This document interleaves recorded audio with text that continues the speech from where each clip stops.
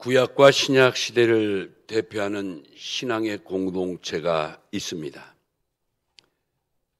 모세 때의 출애굽 공동체와 예수님 시대의 예루살렘 공동체를 들을 수가 있습니다. 신약 시대 예루살렘 공동체의 안수 집사로 부름받은 스데반 집사가 자기 조상 모세 때의 이 출애굽 공동체를 가리켜서 오늘 사도행전 7장 38절에 보니까 광야 교회라는 의미 있는 표현을 하고 있습니다. 사실 교회라는 단어는 예수님이 처음 사용한 단어고 또 예수님 이후에 교회 시대가 전개가 됐는데 이 스데반 집사는 예수님 당시보다도 2000년 전에 있었던 모세 때 출애굽 공동체를 향해서 광야 교회란 표현을 썼다는 게 의미 있다는 거죠. 어떻게 보면 이 신약 시대에 탄생하는 교회와 그 옛날 모세 시대 때의 출애굽 공동체를 동일시했다는 점이 이 스데반 집사의 탁월한 통찰력이고 아주 흥미로운 관찰력이라 말할 수가 있습니다. 오늘은 이 출애굽 공동체, 이 스데반이 말한 대로 광야 교회가 승리하는 비결이 과연 무엇인가? 이것을 좀 구속사적 교훈으로 몇 가지 정리하면서 은혜를 나누려고 합니다.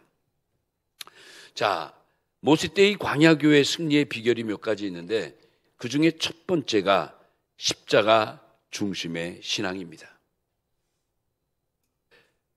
출애굽기 15장 22절에서 25절의 말씀인데 이때 이제 모세와 이스라엘 백성들이 주전 1446년 1월 15일 날 애굽의 라암셋을 출발합니다.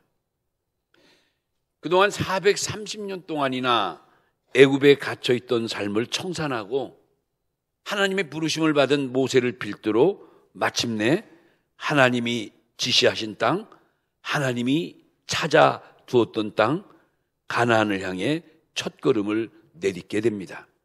이름하여 엑소도스, 출애굽 사건이에요. 이 말씀이 출애굽기 12장 37절이나 민수기 33장 3절 말씀에 나옵니다. 애굽을 떠난 이스라엘 백성이 첫 번째로 만난 난관이 다름 아닌 홍해입니다. 엄청난 크기의 이 시커먼 홍해가 그들의 앞을 또 가로막고 있으니 이스라엘 민족이 그 이상은 전진할 수가 없습니다. 진퇴양난의 위기 속에 있을 때 하나님은 기적 같은 은혜로 이스라엘 모든 백성이 무사히 홍해를 건널 수 있도록 은혜를 베풀어 주십니다. 그리고 이들이 홍해를 건너서 부지런히 약속의 땅을 향해 달려가는데 정확히 출애굽한 지 9일 만에 홍해를 건넌 지 3일 만에 1월 24일 토요일에 마라라 이름하는 장소에 도착을 하고 거기서 제4차 진을 치게 됩니다. 정신없이 달려온 이 출애굽 노정은 생각보다도 보이는 앞이 끝없는 광야요 메마른 땅의 연속이었습니다. 그럼에도 열심히 달려온 이스라엘 백성들, 이 마라라는 곳에 이르러서 모두가 다 목이 타기 시작합니다. 물을 마시고 싶습니다. 여러분, 우리도 이 더운 날 그래요. 아니 이스라엘 백성은 하루 이틀 사흘을 이렇게 달려왔는데 얼마나 목이 타고 지쳤겠습니까? 모두가 물을 달라고 물을 먹으려고 아우성입니다. 그 와중에 드디어 수원지 한 곳을 발견했는데 안타까운 일이 벌어집니다. 가서 물을 먹어봤더니 물이 써서 도저히 먹을 수가 없어요. 그러자 일제히 이스라엘 백성들이 누굴 향합니까? 모세를 향해서 원망하기 시작합니다. 아니 애굽에서는 시원한 물도 많고 수박도 있고 과일도 있고 뭐 여러 가지 충족할 수 있는 많은 것들이 있는데 젖과 꿀이 흐르는 가나안 땅에 데려온다고 하면서 이 메마른 광야 이 마라에 데려와서 우리를 다 목말라 죽게 하려는구나. 모세를 향해서 있는 말 없는 말 일제히 원망하기 시작합니다. 여러분 참 이 그 마라에서의 사건이 왜 우리가 주목해야 되냐면 조금 전에 말씀드렸죠. 바로 3일 전에 있었던 홍해 도화 사건. 아니 하나님의 전적인 능력과 은혜가 아니면 그 거대한 홍해가 갈라지고 그 바닷길 사이로 200만 명의 거대한 백성이 무사히 건너간다는 게 기적 아니고 뭐겠어요? 이러한 기적이 또 어디 있어요? 이러한 하나님의 능력을 어떻게 체험합니까? 바로 3일 전에 이 기적 같은 은혜를, 기적 같은 하나님의 능력을 체험했어도 불구하고 그 사이에 벌써 이 사건은 까맣게 잊어버리고 모두가 다 입술로 죄짓기를 시작하는 거예요. 여러분 이스라엘 백성들이 왜 이렇게 돌변했을까?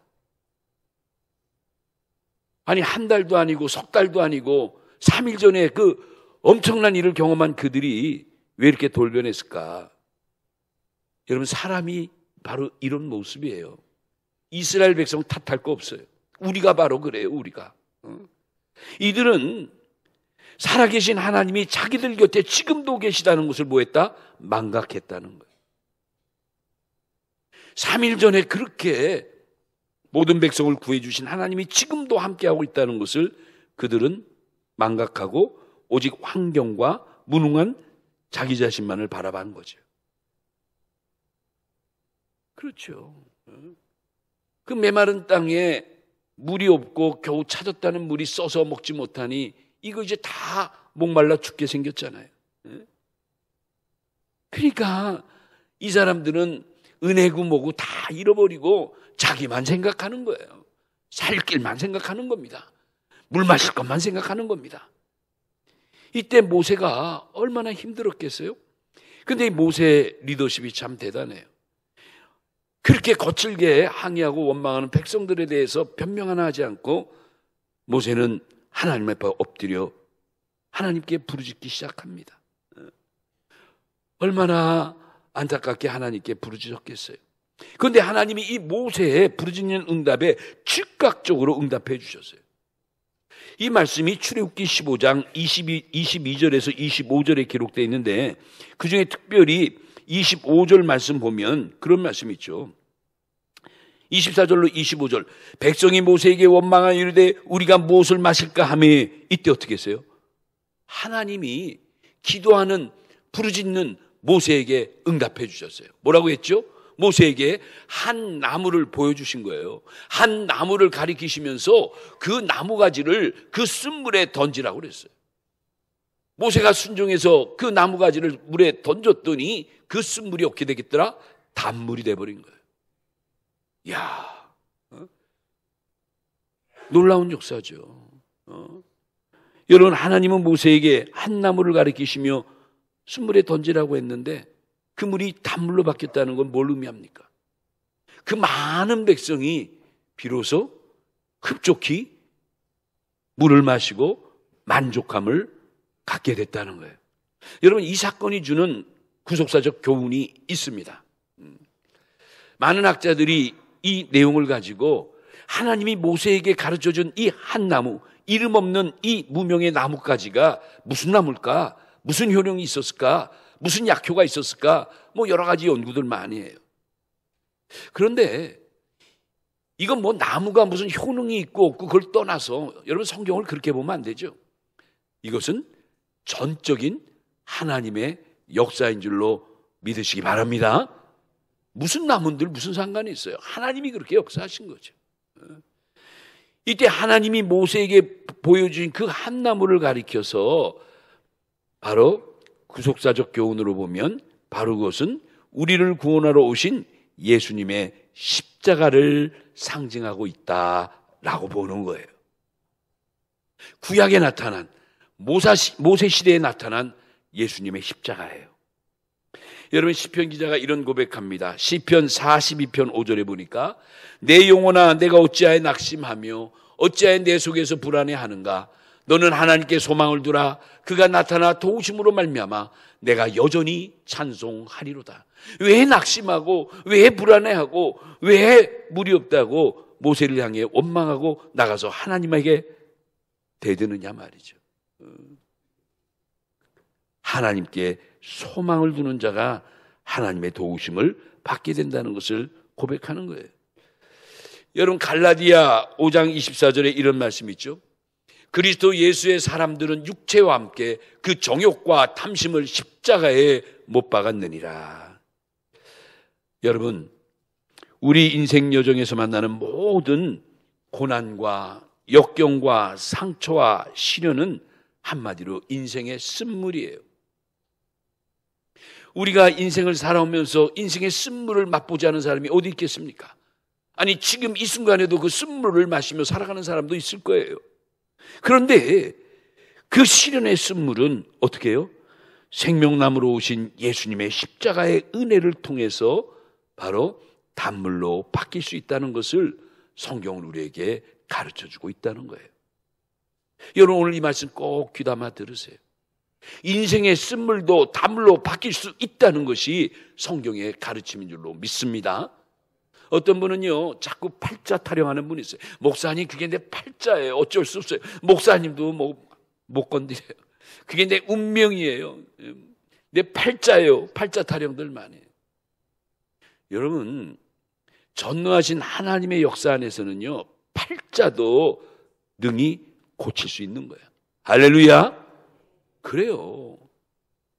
운명도 바뀔 수 있는 거예요. 그게 믿음의 세계예요.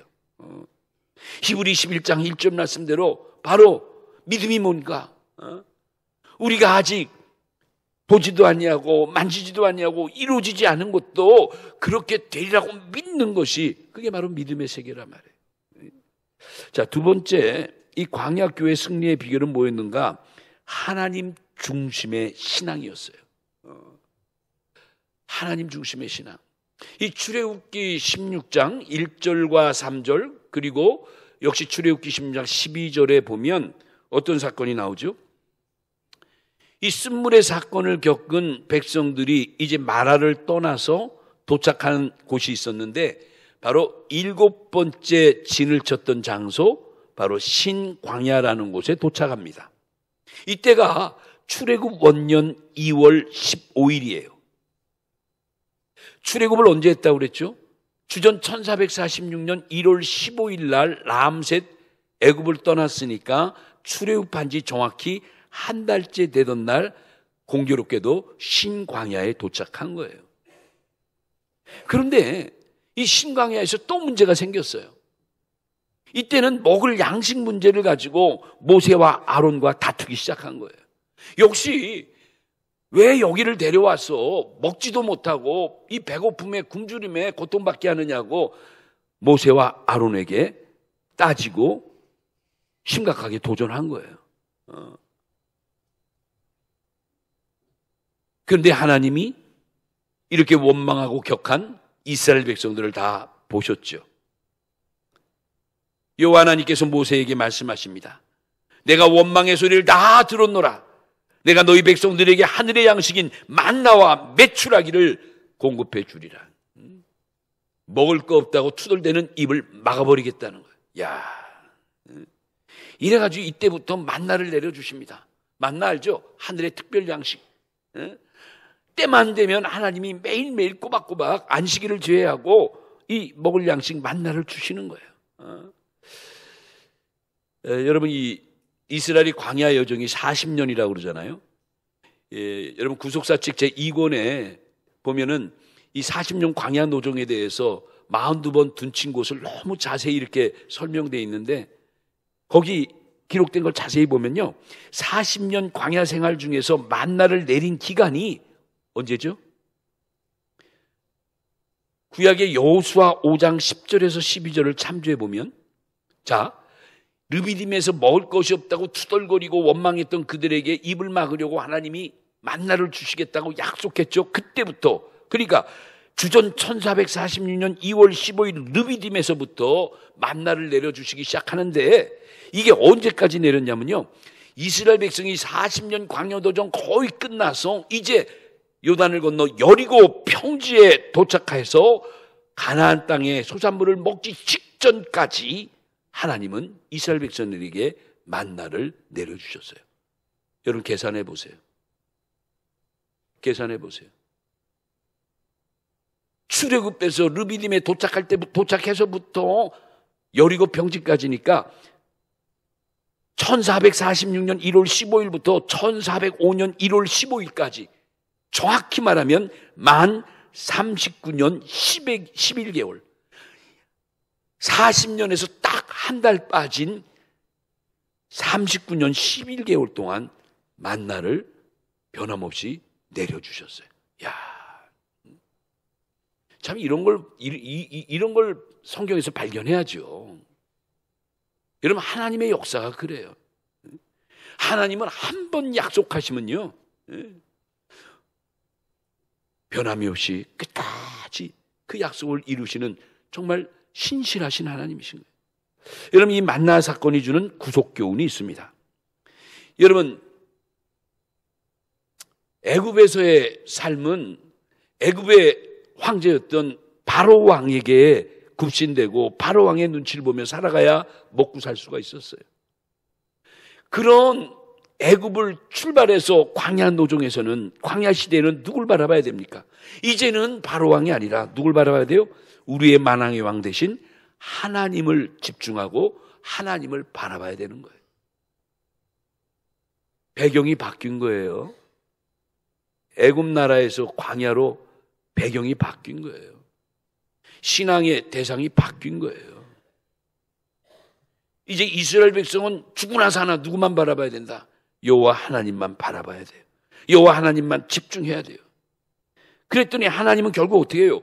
자기 백성의 굶주림을 해결해 주시고 목마름도 해결해 주시고 원망의 소리도 다 잠재워 주셨어요.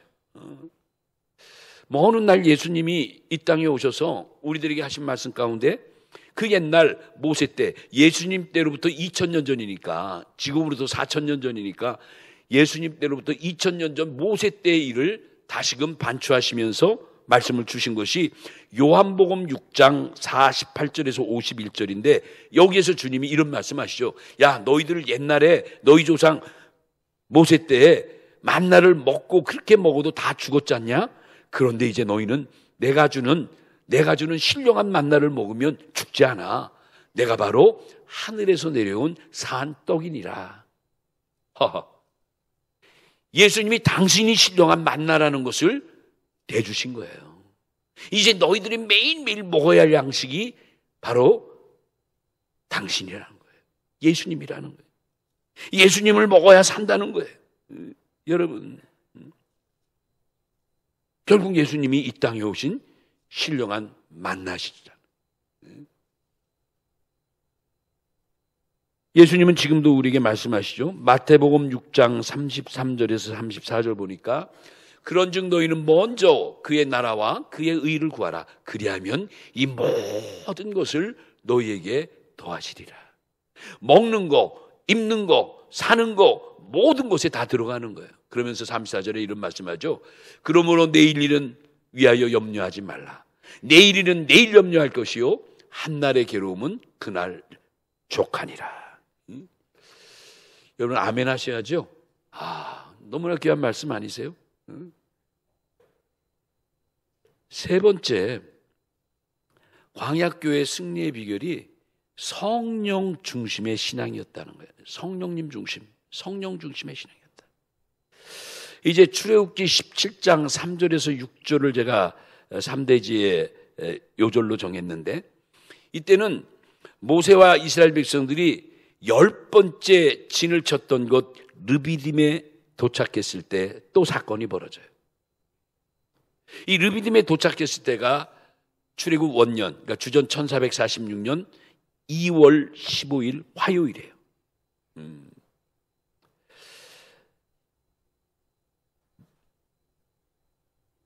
신광야에 도착한 지 열흘 만에 르비딤에 도착한 거죠. 근데 여러분, 원래 이 르비딤이란 그 지명은 그 뜻이 뭐냐면 쉬는 처소, 휴식처 이런 뜻이에요. 그러니까 휴식처란 뜻이에요, 이름 자체가. 그래서 원래 르비딤은 예전부터 물이 풍성하고 많은 사람들이 그 사막 지역에서 르비딤에 와서 물을 챙기고 마시고 하던 곳이에요. 그런데 하필이면 이스라엘 백성이 도착할 그 당시에 르비딤에 극심한 가뭄이 찾아와서 물이 다 말라버린 거예요. 공교롭게도 그렇게 된 거예요. 그러니 많은 백성들이 르비딤에 도착했을 때 물에 대한 환상이 있었겠죠. 야, 물이 풍성한 오아시스가 있고 시원한 생수가 있고 르비딤 가서 그냥 우리 정말 시원한 그늘에서 물 먹으면서 쉴 수 있구나, 그런 로망을 가지고 열심히 왔는데 다 말라버린 거예요. 극심한 가뭄이야. 이때 또 식수 문제로 백성들이 원망이 싹트기 시작합니다. 여러분, 이 원망의 어른요 굉장히 무서워요. 성경에 보면 원망은 절대 우리가 나부터도 원망의 씨앗을 낳으면 안 돼요. 원망의 불꽃을 사르면 안 돼요. 원망이라는 것은 정말 삽시간에 정말 산불처럼 이렇게 번져나간 걸 볼 수 있어요. 그래서 하나님께서 늘 말씀하실 때 너희들 함부로 원망하지 마라. 이게 단순한 게 아니에요. 나 하나의 원망을 잠재우려는 게 아니라 원망의 이 한 소리를 가지고 누가 어둠이 마귀가 역사에서 전체의 어둠으로 전체의 원망의 소리로 만들어서 그 공동체를 쑥대밭을 만드는 게 사단의 계략이기 때문에 예수님이 그런 말씀을 하신 거예요. 이 르비딤에서 얼마나 심각했냐면 이 식수 문제로 백성들이 흥분하기 시작하더니 결국 그의 지도자 모세와 다투고, 심지어 어떤 장면이 나오죠? 모세를 향해서 돌 판매질까지 하려고 했어요. 돌로 때려 죽이려고까지 했어요.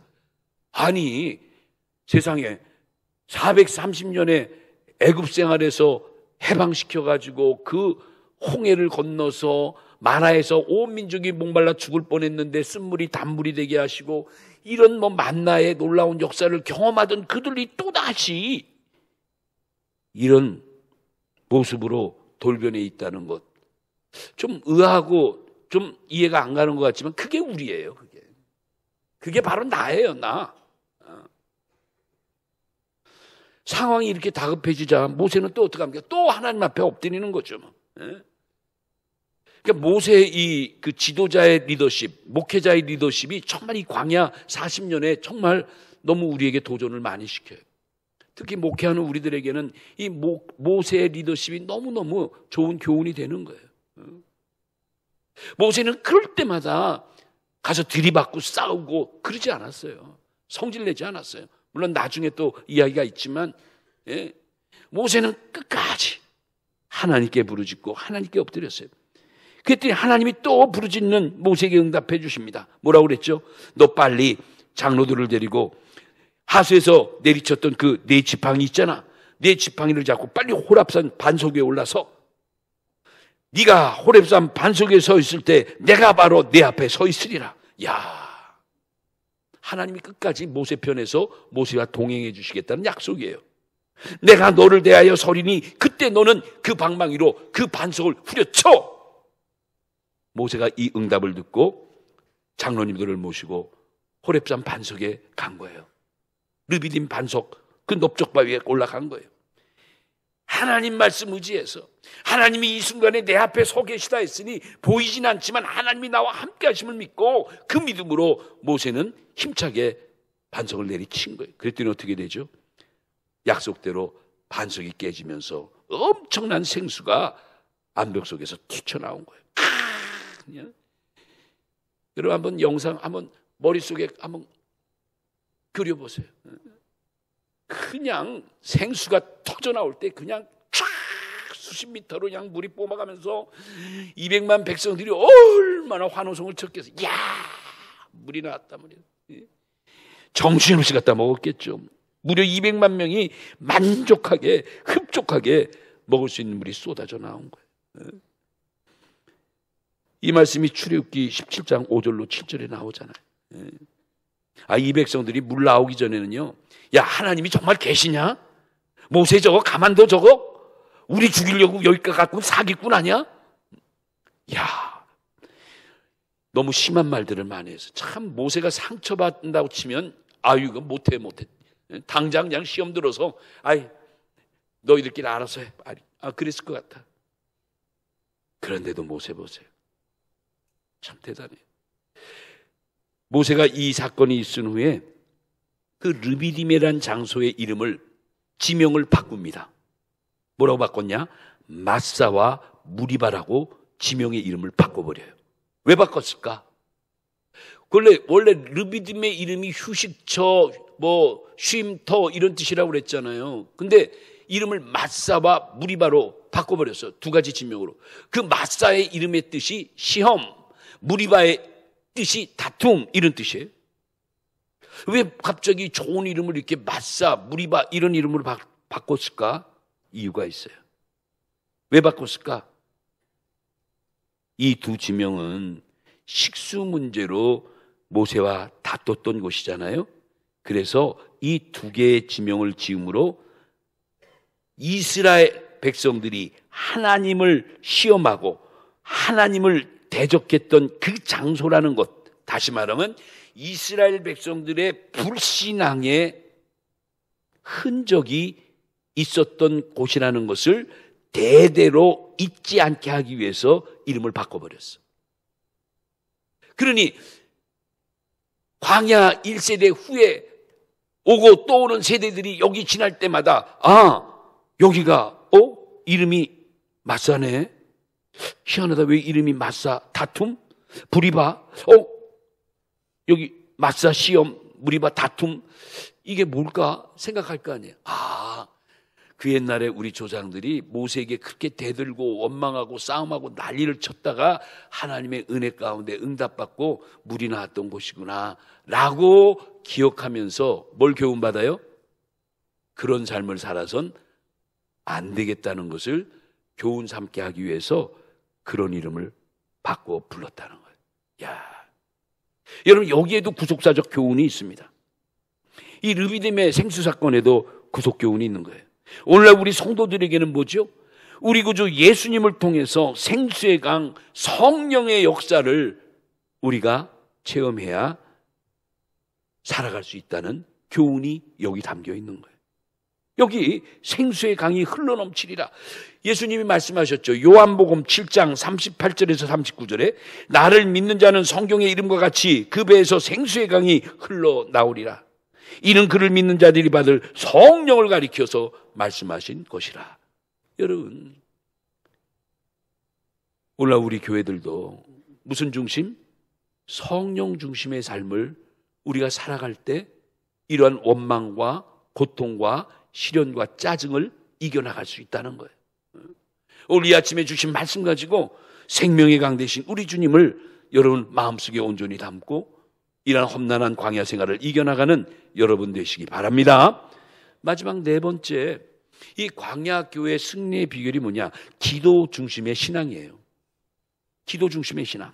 이 말씀은 출애굽기 17장 8절에서 11절 말씀인데 역시 이 사건도 르비딤에서 일어났어요. 지금 식수 문제로 모세와 다투고 하나님을 시험했던 이스라엘 백성들, 물론 하나님께서 모세를 통해서 응답해 주셔서 그 목마름을 다 해결하고 생수의 맛을 봤지만 그 사건 이후에 바로 어떤 역사가 오는가? 여러분 잘 보세요. 르비딤 생수 사건 이후로 바로 생각지도 않았던 원주민 아말렉 족속이 이스라엘 민족의 후미를 공격해가지고 완전히 이스라엘 진영이 도탄에 빠져요. 이 말씀이 출애굽기 17장 11절에서 12절에 나와요. 아말렉 족속이 얼마나 잔인한 족속인지 여러분 아시죠?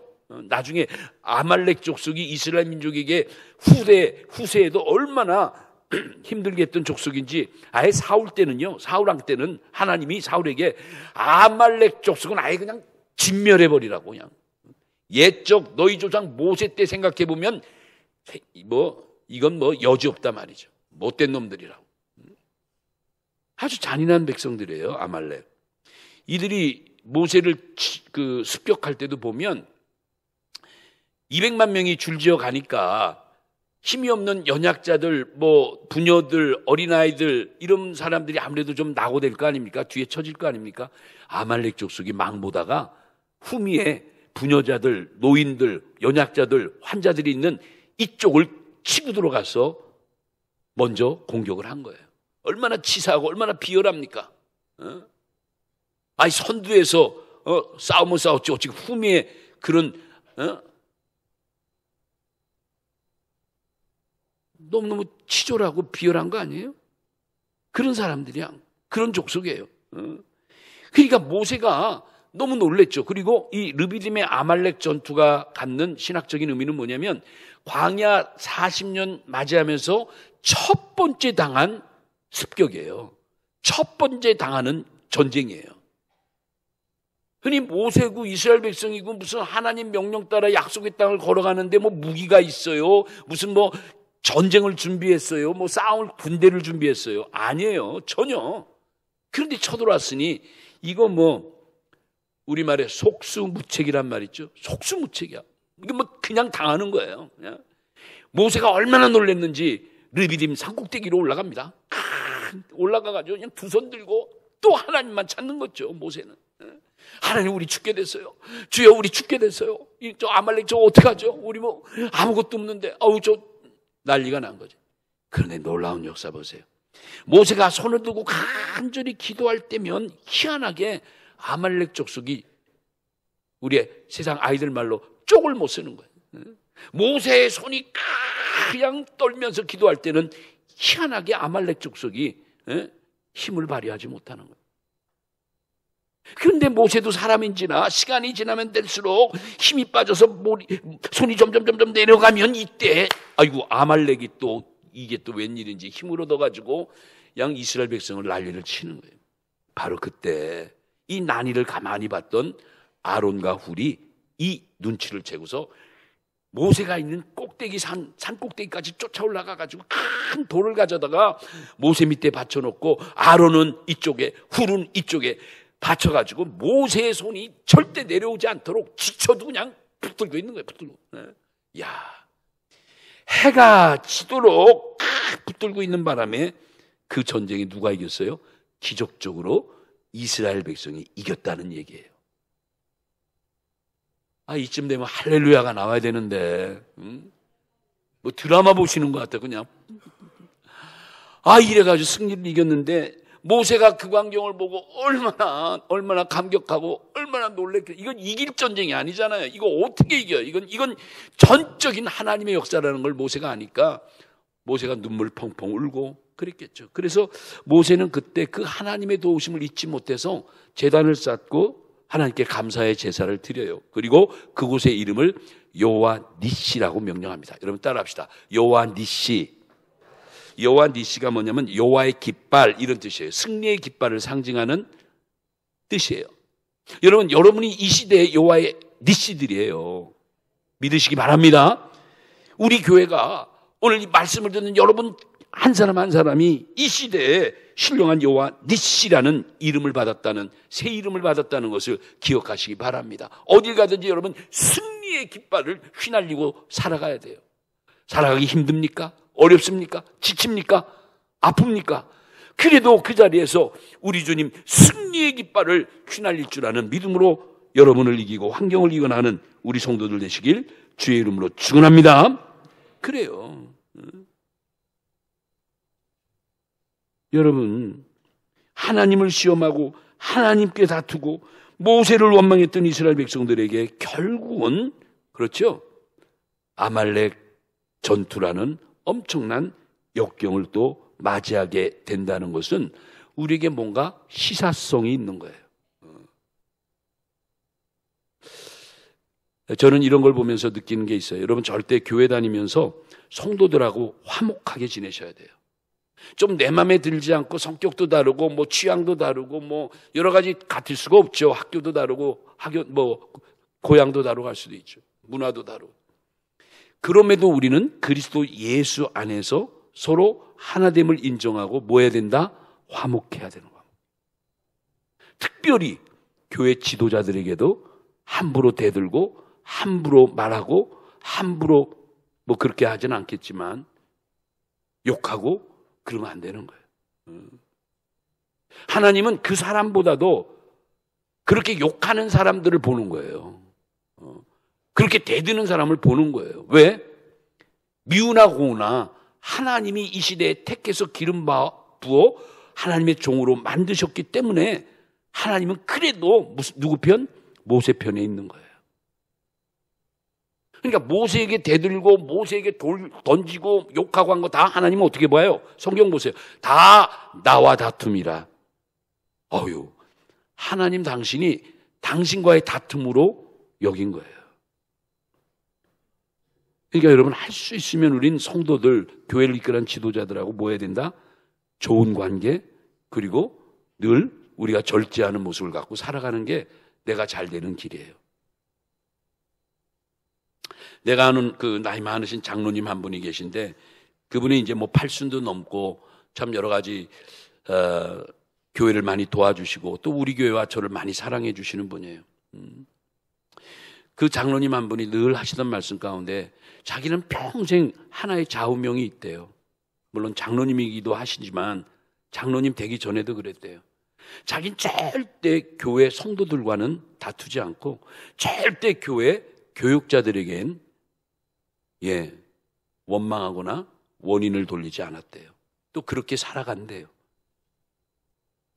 그게 오늘날 자기가 복받은 비결 중에 하나라고 자기 자손들에게 확실하게 말해주고 있대요. 지금도 그렇게 사신대요. 무슨 일이 있어도 어떠한 경우에도 주의 종들에 대해서, 교회 지도자들에 대해서, 장로님들에 대해서, 권사님들에 대해서 이렇게 함부로 말하지 않는다는. 여러분 뭔가 우리가 좀 새겨들을 게 있죠. 이 르비딤의 아말렉과의 전투에도 여기에 구속사적 교훈이 있습니다. 이 교훈만 말씀드리고 마치려고 하는데 이 르비딤에서 아말렉과의 전투에서 결국 이겼잖아요. 여기 주는 구속사적 교훈은 뭐냐? 여러분 오늘날 우리도 영적 전쟁을 치르기 위해서는 어떻게 되는가? 모두가 다 한 마음으로 합심하고 하나님께 기도해야 된다는 거예요. 여기 한 마음 합심으로 기도해야 된다. 기도 중심의 생활이에요. 우리는 영적 전쟁 중이에요. 사실 뜻으로 보면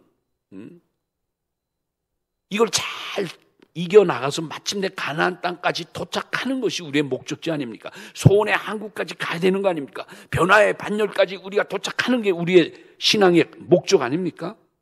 그런데 자꾸 도중에 사건들이 어떻게 해요? 잠잠히 우리가 소원의 한국까지 내 목적지까지 가게 하지 못하게 하는 거예요. 이게 사단의 노름 아니겠어요? 자꾸 가면서 네 편, 내 편 편가르게 합니다. 여러분 교회에서 절대 편가르게 하지 마세요. 또 자꾸 위화감을 주려고 하는 행동들 하지 말아야 돼요. 좀 성숙한 모습이 있어야 돼요. 이 영적 전쟁에서 우리 모두가 다 우리 가수원들 푸른교회가 목적하고 있는 금년 안에 다시금 하나님의 선한 일을 재현하기 위한 이 몸부림이 우리 금년 한 해 교회의 표지라면 우리 모두가 다 저를 위시해서 그 방향으로 가야죠. 교회 다니고 그 교회 목사님의 설교를 듣고 그 교회 헌금하고 11조하고 그 교회 일원으로 생활하는데 여러분 엉뚱한 얘기, 엉뚱한 생각, 안 되죠. 그러니까 르비딤 전투가 주는 구속교훈은 바로 이거예요. 이스라엘 모든 백성이 하나가 되고 하나로 기도하고 하나로 집중했을 때 하나님은 승리를 주신 거 아니에요. 자 보세요. 모세는 기도하는 손, 그죠? 아론과 훌은 뭐하는 손? 주의 종을 협력하는 손. 그들의 아론과 훌이 모세의 손이 내려오지 않도록 그들이 기도하지는 않았지만 기도하는 모세의 힘이 돼준 거야. 또 하나의 손이 있어요. 뭐예요? 전장에 나가서 칼을 들고 싸우는 손, 여호수아의 손. 이 세 종류의 손을 여러분 꼭 기억하세요. 기도하는 손과 협력하는 손과 나가서 봉사하고 일선에서 일하는 손. 이 세 가지의 손이 하나 될 때 바로 하나님은 거기에 승리라는 선물을 주신다는 거예요. 여러분 이제 말씀을 마치려고 합니다. 예수님도 마태복음 18장 19절에 보니까 진실로 다시 너희에게 이르노니 너희 중에 두 사람이 이 땅에서 합심하여 무엇이든지 구하면 하늘에 계신 내 아버지께서 그들을 위하여 이루게 하시리라. 여러분 합심해서 기도해야 돼요. 합심해서 기도해도 될까 말까 하고 지금 전도가 얼마나 어려워요. 구약의 출애굽 공동체가 바로 오늘날 우리 교회의 그림자라는 거 꼭 기억하시기 바랍니다. 모세 때의 광야 교회가 오늘날 우리들의 교회의 예표적 존재라는 거, 그림자라는 거. 그래서 우리가 광야 40년이 왜 중요하냐면, 아니 4,000년 전 일이 뭐 그렇게 중요해요 모세 때. 근데 중요해요. 왜요? 이게 성경이니까. 이게 옛날 이야기가 아니라 오늘 나의 이야기, 우리 교회 이야기가 되기 때문에 중요한 거예요. 르비딤 사건이나 불평하는 사건이나 만나의 사건이나 싸우는 사건이나 이거 옛날 이야기 아니에요. 오늘 우리들의 이야기예요. 말하기는 우리 모두가 다 끝까지 우리의 목적지까지 신령한 가나안 땅 도착할 때까지, 그때까지 우리 모두가 서로 어떻게 해야 돼요? 뒤처지거나 낙오됨 없이 때마다 시마다 주신 말씀 가지고 한마음 한뜻으로 기도해 나가면 하나님이 우리에게 역사해 주시고 도와주신다는 걸 우린 믿어야 될 줄로 믿습니다. 이렇게 하루하루 살아나가는 거예요. 좀 늦어도, 좀 돌아가는 것 같아도 그 돌아가는 것 때문에 또 얼마나 또 난리가 났어요. 그건 하나님이 모세에게 돌아가게 하신 거예요. 구름 따라가니까, 구름 따라. 그걸 가지고 너 왜 우리 지난번 왔던 길로 다시 돌아가서 또 고생, 우리 지금 또 온게 훈련시키는 거냐? 뭐 난리가 난 거죠. 하나님이 나중에, 하나님이 어떻게 했어요? 그렇게 불평하고 난리치는 사람들에게 불뱀을 만들어가지고 광야에서 다 물어버렸어. 다 물어버렸어. 불뱀에 도끼가 깨가지고 그냥 떨면서 그냥 다 죽어갈 때, 그래도 모세 보세요. 그렇게 자기를 욕하고 원망하고 별짓 다 한 사람들한테 가서 하나님이 주신 놋뱀을 보시면 삽니다. 내가 들고 있는 놋뱀을 보세요. 놋뱀이 여러분을 고치고 치료해 줄 줄은 믿습니다. 라고 했을 때 그래도 모세 말을 듣고 놋뱀을 본 사람은 살아난 줄로 믿습니다. 살아났어요. 그러지 않은 사람은 끝까지 그러다 바들바들 떨다가 맹독에 다 죽어버렸어요. 참 성경이 우리에게 시사하는 게 많아요. 옛날 얘기 같지만.